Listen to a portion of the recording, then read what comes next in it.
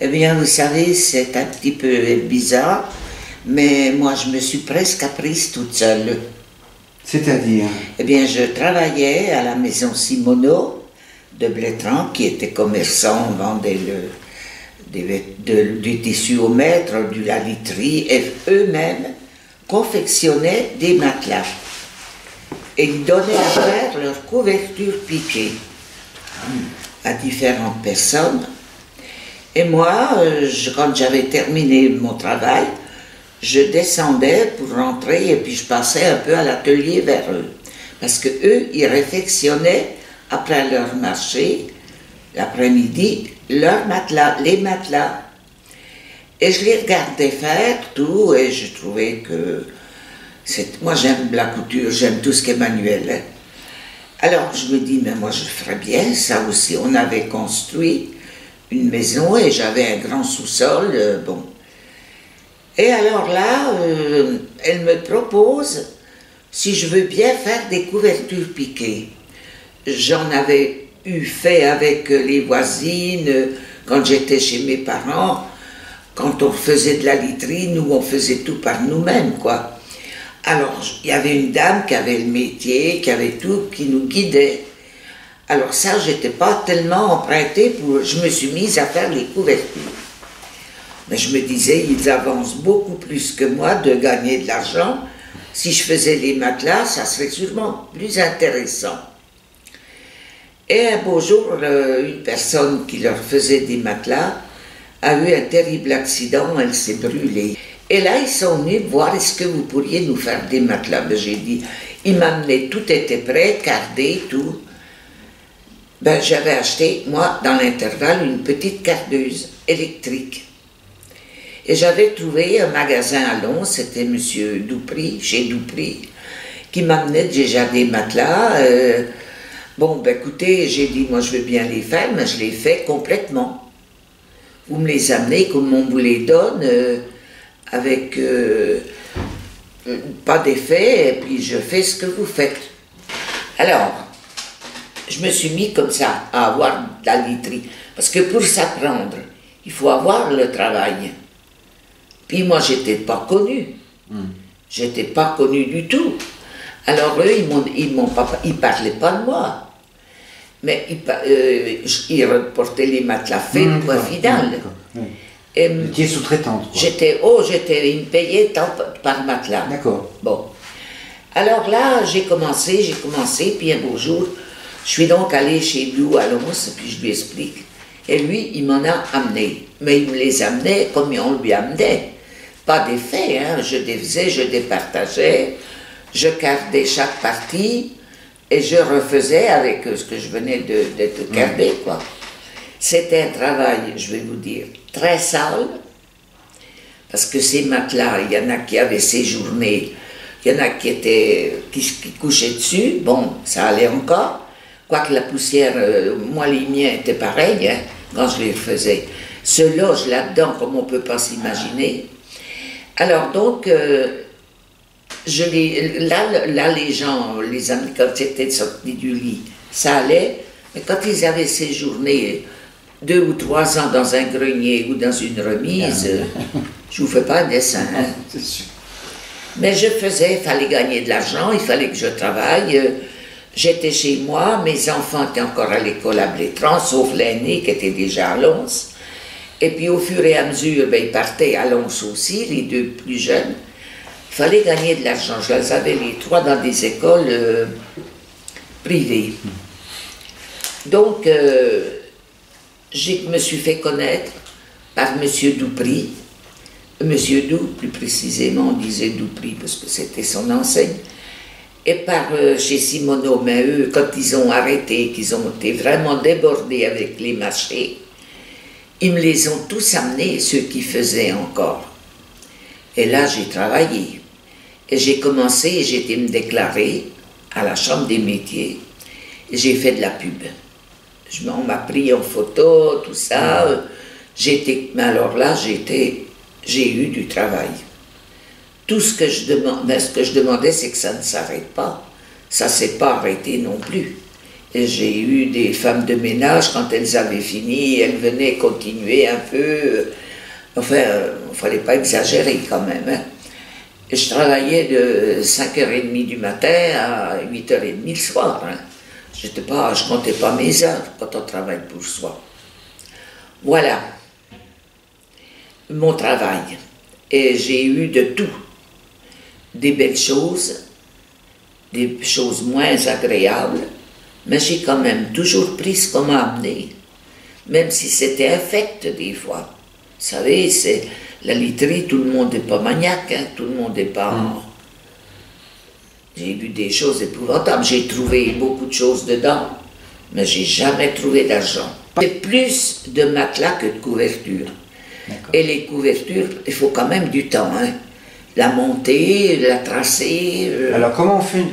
J'allais vous poser cette question. Comment on fait une couverture? Eh bien, il faut partager, déjà préparer sa toile. Il faut 10 mètres de tissu, divisé en 4. Vous faites une couture centrale pour que vous ayez 2,60 m de large. Ça faisait 2,50 m. Enfin, on avait un rentré un peu plus important quand on montait sur le métier, c'était 2,50 m sur 2,50 m. Une fois que la toile était tendue, mais comme vous avez là, il fallait tirer sur les doigts, je vous assure. On mettait notre laine régulièrement, parce que moi j'étais cardé machine, je la mettais à la poignée, mais j'avais l'habitude, hein, ça variait pas. D'abord il fallait pas, parce que pour coudre, il fallait que ce soit partout pareil. Hein. Alors après, je remettais le haut, je radaptais le dessus, et je remettais des pointes, des semences tout autour, je clouais. Il fallait que tout soit cloué, hein, le dessous, le dessus. On parle des couvertures. Hein. Les couvertures. Et les couvertures, on met pas de semences. Ah mais si, parce que pour coudre, il fallait que pour tenir, pour que ça tendu, pour tenir sur un cadre. Voilà. Et quand j'avais terminé, mon mari m'avait fait un grand plateau, je mettais ma couverture sur le plateau, puis il fallait monter les ourlets. C'était pas fini. Mais moi, les ourlets, je les faisais à la machine. Je montais ça correctement et je les faisais à la machine. Mais il fallait les faire comme il faut. Hein. C'était impeccable. Je ne vais pas me vanter, non. Et quand vous faisiez les couvertures piquées, il y avait un dessin elles ont plein de couture comme ça, elles ont un dessin. Voilà, il y avait un modèle. J'en avais 3, j'en avais pas 50. Parce que si vous les écoutiez, dans leur tête, j'ai dit voilà, j'ai 3 modèles, choisissez celui que vous préférez. Après, j'ai fait les édredons, j'ai fait les couettes, j'ai fait... C'était ce qui gagnait le plus, hein, les couettes, les édredons, puis les matelas. Alors, comment est-ce qu'on fait un matelas? Alors, le matelas, il faut déjà préparer sa toile, calculer suivant la dimension qu'on vous dit pour le lit. Oui. On fait ses rentrées en fonction. Moi, je faisais mes angles, parce que quand il était terminé de coudre tout autour, il fallait rentrer les coins, mais il fallait les marquer avant, pour qu'ils soient droits. Ah oui. Et quand j'avais monté, je mettais la moitié de ma laine, le crin au milieu. Alors qu'il y a de la laine au fond. Du crin dessus, et une couche de laine au-dessus encore. Voilà. Il ne fallait pas avoir peur de remettre dans les angles une bonne poignée pour que quand je faisais mes coins, ça se tienne droit et que ce soit net. Parce que dis donc, il faut que ce soit précis. Hein, ah ben oui. Un matelas. Parce qu'il ne faut pas que ça... Alors comment vous faisiez pour que ce ne soit pas plus haut là? Ah mais il fallait, c'est tout. Tout est toujours pareil. Hein. On s'apprend, c'est en forgeron, en forgeant qu'on devient forgeron. Ben moi c'était comme ça. Et puis j'avais l'habitude aussi de mettre une petite couche de crin à ça du bord et du milieu, parce que les places elles se font pas toujours. Au début c'est l'un sur l'autre, mais après c'est chacun chez soi. Et il ne se tassait pas trop. Ça c'est moins. Mais vous en avez raté au début alors? Non? Oh, pas vraiment raté, non. Bah, un peu moins fini, quoi. Oh, ben, j'ai eu vite fait de comprendre, hein. J'ai eu vite fait. Et je rabattais ma toile, parce que je mettais tout en deux morceaux. C'était 4,40 m d'un seul tenant. Je rabattais l'autre moitié de toile dessus, et j'avais des grosses épingles que des useaux, là, comme on disait, que je les piquais, puis je surjetais tout autour, quoi. Après, je faisais mes angles, et là, il fallait bourreler. Il fallait faire les bourrelets tout autour. Ah oui, mais alors les voilà. bourrelets, ça se fait comment les bourrelets? Ah ben, les bourrelets, il faut avoir moi je ne me servais pas d'une aiguille courte, droite, parce qu'il y en a qui ont moi je me servais d'une aiguille droite. Moi je n'aimais pas prendre celle qui était à demi courbée, vous voyez, mais il fallait aller chercher la marchandise, parce qu'il fallait que le bourrelet soit dur. Voilà, c'est ça, quoi. Il ne fallait pas que le bourrelet soit mou. Donc une fois que c'était que vous avez toujours tout, il fallait tirer. C'était tendu. Hein. Ah. Alors, quand j'avais tout fini, fait mes angles, eh bien, je commençais à bourreler, je me vois encore faire le... Et puis, vous savez... Donc, pour bourreler, il faut bien commencer par un bout, on commence d'un bout. Ah, on commence toujours d'un angle. On commence d'un angle, pas d'un bout, pardon. Voilà. On commence à coudre, on ramène du... Ah, ben j'ai tiré la ficelle, hein. Ah oui, fallait tirer la ficelle. Voyez, mon doigt là, il est mort. C'est lui qui a tiré la ficelle. La ficelle qui amène... Qui tire, qui fait le bourrelet. Qui fait le bourrelet, d'accord. Oh, c'est tout.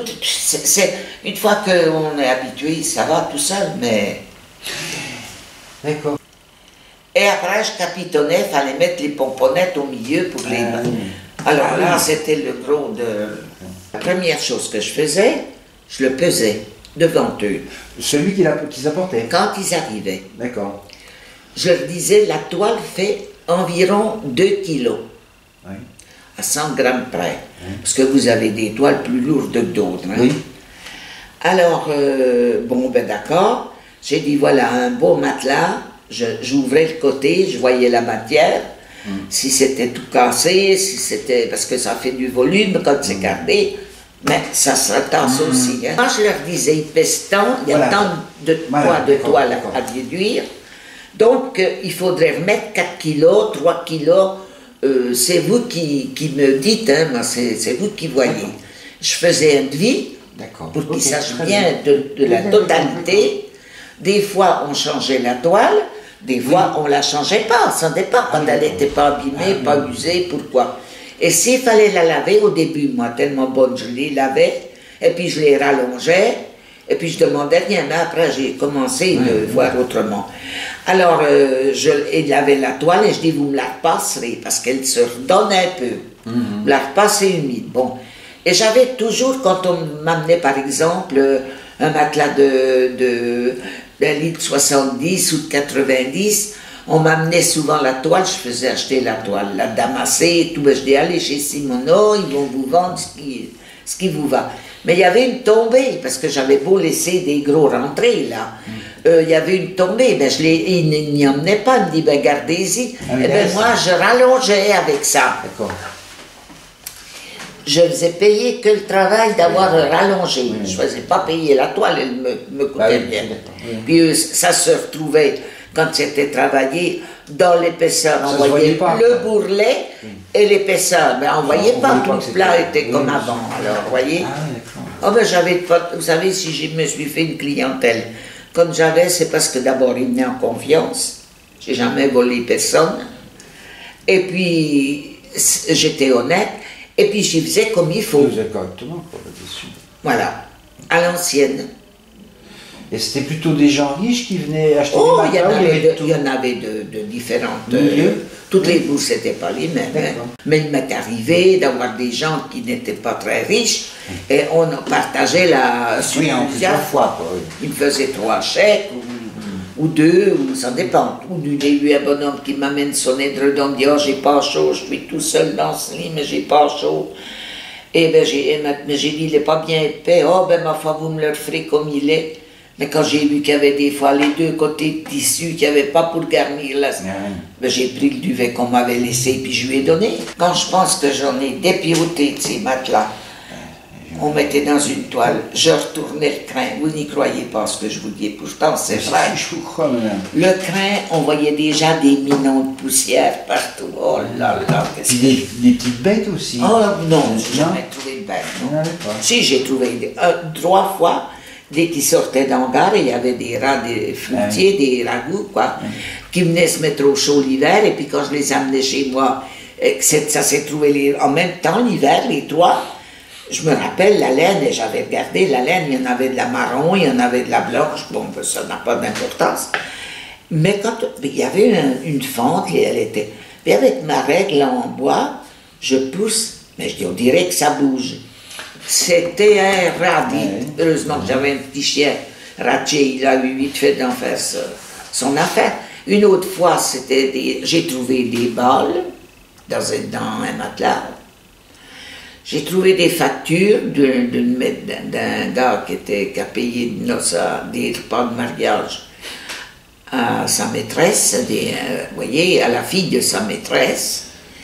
Et c'était des gens de l'eau, c'est très connu, bien sûr, maintenant tout le monde est mort, mais il n'y a pas d'importance.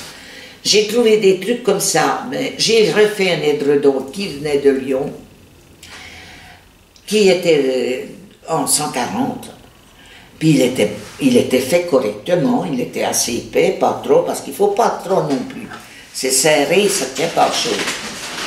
Alors, cet édredon, quand j'étais pour l'ouvrir, pour prendre dedans, parce que ma cardeuse, on pouvait prendre dans l'édredon, l'ancien, et puis il y avait une communication, et ça partait dans le nouveau. La conduite allait... Ah oui, d'accord. Alors, mais qu'est-ce que j'ai dit? Mais qu'est-ce que c'est que ça? C'était un chapeau de feutre. C'était sûrement du vrai feutre, mais enfin. Après, je trouvais un coussin plein de capoques. Voilà, c'était ça, mon travail. Bah, c'était très intéressant. Je ne regrette rien, j'étais contente, c'était dégoûtant des fois, mais ça me rebutait pas.